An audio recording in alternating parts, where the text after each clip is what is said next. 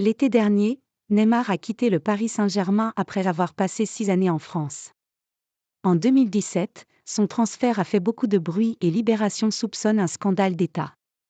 Avec l'arrivée de QSI en 2011 au PSG, plusieurs stars ont pu rejoindre le club de la capitale, avec très souvent des salaires très élevés. Notamment Neymar, qui est le joueur le plus cher de l'histoire.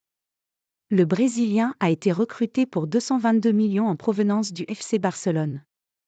Assurément le plus gros transfert de la décennie, tant il a fait basculer Paris dans une nouvelle dimension en termes d'influence. Toutefois, le prix de Neymar était évidemment conséquent et d'après une enquête menée par le journal Libération, le PSG aurait fait appel à l'ancien vice-président de l'Assemblée, Hugues Renson ainsi qu'à Charlotte Casasoprana, ex-chargée de mission à l'Élysée afin d'alléger sa facture fiscale. Ce scandale aurait été piloté par Jean-Martial Ribes, l'ancien directeur de la communication du PSG, récemment mis en examen pour trafic d'influence. Un ancien dirigeant parisien au cœur d'un scandale d'État. Libération révèle que Jean-Martial Ribes aurait sollicité l'aide de la classe politique pour éviter des charges fiscales trop importantes.